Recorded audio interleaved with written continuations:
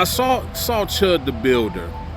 I saw him a while ago, maybe about it hasn't been that long ago that I saw Chud the Builder a video being obnoxious, rude, racist, hateful, and seemingly trying to instigate reprise from people, right? That's what I get from it. Like, certain things you say, certain things you do will create a reaction, right? And I'm sure that he knows that. And so I was like, I didn't want to see it anymore. I don't think that's a lot of times, and to be quite honest, I have been avoiding Facebook for the simple fact that I feel like when I'm on Facebook, I apologize for the noise. I'm a truck driver, so I'm at a rest area right now, but I feel on Facebook that hate speech and violence are too prominent, and the comments and everything, and I'm sure it's everywhere. But maybe I just don't see it as much in other spaces, or I just don't spend as much time on those other platforms. But I try to avoid Facebook because I don't want to take on that energy. I don't want to start to dislike people or hate people simply because of the color of their skin, or because of their religious views, or for any reason. I just don't feel that that's the right way to live life. I don't feel like that. So for all intents and purposes, I avoided. So when I saw him, I just, then maybe a week later, he has an incident where he gets into an altercation outside of a courthouse. There's shots fired. He shoots a man. He shoots himself, right? What's interesting is that I saw that before that, he said the final chapter, dead monkey, self-defense, or something like that, to that effect, on one of his social media platforms.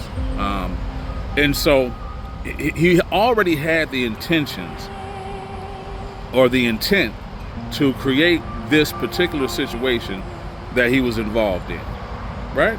That was his intention. I'm going to get you to react to what I'm saying to you, and then I'm going to claim self-defense when I shoot you down in the street. Now, for that reason, I believe that he should be charged with a hate crime. That's my personal opinion. But on top of that, the fact that platforms have not muted him, and he has people who are actually following him that don't feel the need to mute him, says a lot to me.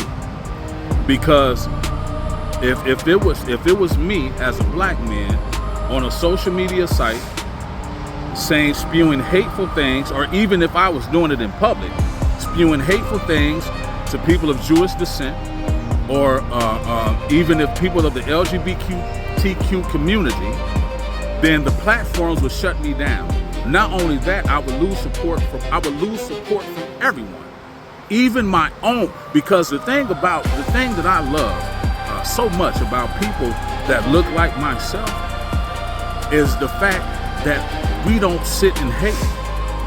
We don't like, you can ask black people now, like, look, I know it's some, but the majority of black people, if we had the opportunity to do to other people what they've done to us, we wouldn't make the decision to do that.